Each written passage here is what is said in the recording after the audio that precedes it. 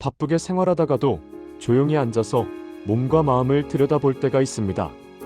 종일 머릿속에서 웅성대던 여러 생각들을 떨구어 버리고 그냥 가만히 있어 보는 겁니다. 이내 몸도 마음도 아주 가벼워지는 것을 느낍니다. 편안합니다. 비우니까 이렇게 편안해지는구나. 충만한 기쁨에 젖습니다. 아주 잠깐 동안만 앉아서 느껴보면 금세 확연해지는 이 진리를 경험하고도 많은 이들이 일상 속에서는 다른 모습으로 살아갑니다. 무언인가를 움켜쥐어야만 행복하고 잘 사는 것이라고 여기는 거지요. 우리의 고향은 큰 허공, 우리는 비어있는 곳에서 왔다가 비어있는 곳으로 돌아갑니다. 그래서 몸과 마음을 비우고 허공 속에 있으면 절로 편안해지는 것입니다. 비어있는 것이 우리의 본래 모습임을 알게 되면 그때는 무엇이든지 받아들일 수 있는 여유가 생깁니다. 공이 근원임을 아는 사람은 부자입니다. 비어있기 때문에 무엇이든지 가득 채울 수 있고 그만큼 자유로워지는 거지요. 허전하고 불안해서 늘 무엇인가를 움켜잡으려 하는 사람은 잠시 마음에 평화가 깃드는 듯 하다가도 이내 불안해져 버립니다. 움켜잡은 것은 언젠가는 놓아야 하기 때문이지요. 우리 민족의 경전 천부경에는 일시무신, 일종무종이라는 말이 있습니다. 하나는 시작이 없는 시작이요, 하나는 끝이 없는 끝이라는 뜻입니다. 이 진리를 아는 사람은 누구에게나 다가설 수 있습니다. 비어있는 자리에서 마음을 쓰기 때문에 좋은 일이 자꾸 생깁니다. 인간관계가 풍요롭고 평화로워집니다. 그러나 무엇인가를 완고하게 갖고 있으면 두려워서 남한테 가지 못합니다. 빼앗길까봐 겁을 내는 것이죠. 원래 다 비어있는 것이니까 손해날 것도 없는데 말입니다. 언젠가 거리의 불황자들을 모아 재활교육을 시키는 곳을 방문한 적이 있습니다. 그곳을 책임지는 사람이 거린들과 오랫동안 함께 살면서 나름대로 그들의 특징을 분석해 보았다 합니다. 새겨들을수록 참 많은 것을 생각하게 하는 이야기였습니다. 거린들은 한 번 자기 손에 들어온 것을 절대 남을 주지 않는다 합니다. 그리고 주위의 모든 사람을 의심합니다. 자신의 가진 것을 빼앗으려 한다고 생각하는 거지요. 주고받으면 훨씬 풍요로워질 텐데. 교류와 거래의 법칙이 자연과 생명의 큰 원리임을 모르고 움켜쥐려고만 한다는 것입니다.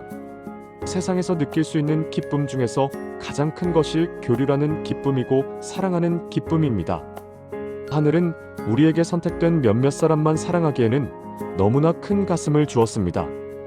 그 큰 가슴은 결혼해서 사랑하는 남편이나 아내가 있어도 자식이 있어도 다 채워지지 않습니다. 하늘로부터 받은 가슴이 너무 넓고 깊은데 그 가슴 속에 있는 사랑을 제대로 실현하지 못하면 답답함을 느낍니다. 그래서 절에도 가고 교회에도 가고 도를 구한다고 방황하기도 하는 거지요. 우리는 마음 깊은 곳으로부터 교류를 원하고 있습니다. 서로 사랑하고 사랑받기를 간절하게 바라고 있습니다. 충만한 그 사랑을 우리 스스로를 위해, 이웃과 민족을 위해, 인류를 위해 쓰고 싶어 하는 것이죠. 사랑도 비어있는 자리, 무라는 중심에서 쓸 때 빛이 나는데 우리는 흔히 자신의 욕망을 중심으로, 집단의 이익을 중심으로 사랑합니다. 그 사랑도 때로 아름답게 보이기는 하나 울타리가 있기 때문에 상대방의 마음의 문을 활짝 열지는 못합니다. 비어있음의 기쁨을 제대로 누리지 못하게 하는 최대의 방해꾼은 우리의 감정과 관념입니다. 피해의식이나 이기심, 자만심 등의 감정에 빠져 있을 때는 우리 영혼이 자유로울 수 없습니다.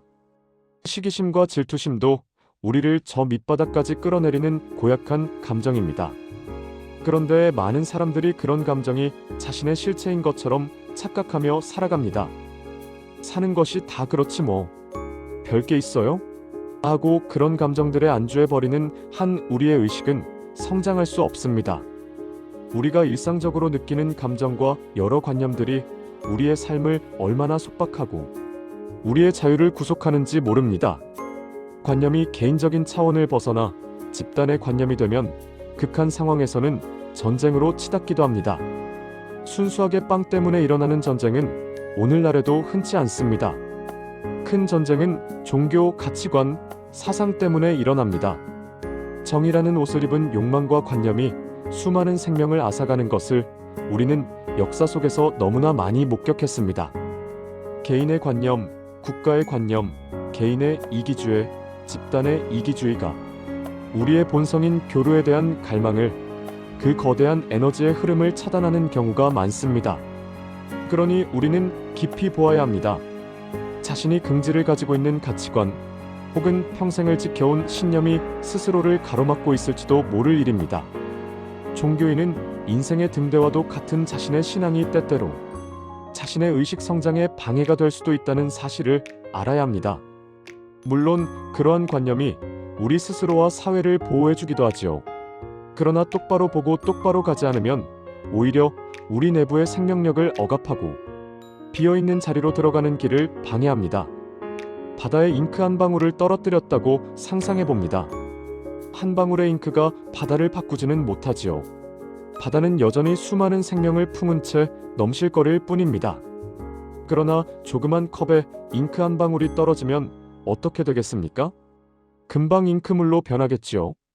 우리 의식의 크기는 바다와 같은가, 조그만 유리컵과 같은가, 자신의 마음 그릇을 찬찬히 들여다볼 일입니다.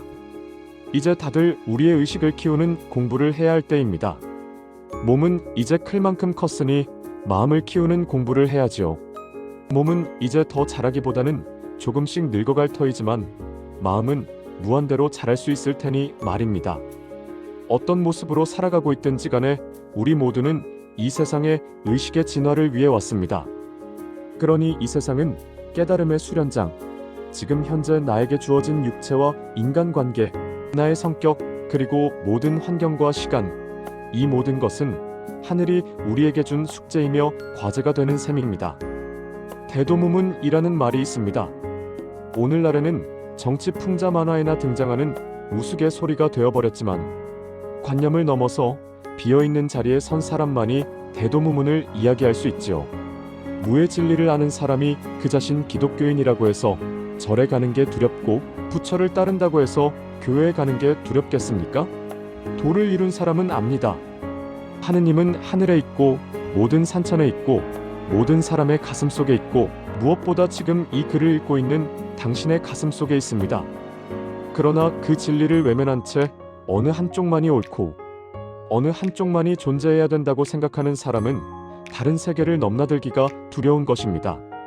산골 사는 아이는 태양이 산에서 나온다고 알고 섬 사는 아이는 태양이 바다에서 나온다고 알듯이 말입니다. 관념을 넘어선 세계만이 진정한 지구촌 시대를 열 수 있습니다. 어떠한 사상으로도 어떠한 종교로도 진정한 지구촌 시대는 열리지 않습니다. 누군가는 한 가지만을 고집하고 또 다른 사람들은 그것에 결사적으로 반대하는데 어떻게 진정으로 하나가 된다 하겠습니까? 예술의 힘이 위대한 것은 관념을 넘어선 세계를 보여주기 때문입니다. 순수의 절정에서 터져나온 음악과 춤과 그림은 관념의 벽을 뚫고 들어가 마음을 녹이고 사람들이 서로 끌어안게 합니다.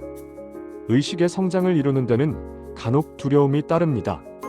앞으로 나아가려 하다가도 자신의 관념이 깨지면 현재 자신이 누리고 있는 현실까지 함께 잃어버릴 것 같아서 두려워합니다. 그러나 용기와 자신감은 그냥 오는 것이 아닙니다. 부딪혀서 해냈을 때 선물로 오는 것입니다. 어차피 우리 생명의 주인은 이 허공입니다. 우리 것이라고 할 수 있는 것이 아무것도 없습니다. 두려우면 얼마나 두렵겠습니까? 우리가 몸으로 느낄 수 있는 즐거움들, 그것이 크면 얼마나 크고 그 느낌이 강렬하면 또 얼마나 강렬하겠습니까? 지금 이 순간에도 우주는 장중한 생명의 축제를 벌이고 있습니다. 겨울숲에는 수많은 동물과 새들, 벗은 나목들이 숨쉬고 있습니다. 바닷속에는 이름을 알 수 없는 해초와 아름다운 물고기떼들이 유영하고 있습니다. 상상할 수 없을 만큼 큰 이 우주에 비하면 우리 몸속에서 일어나는 현상은 먼지와 같습니다.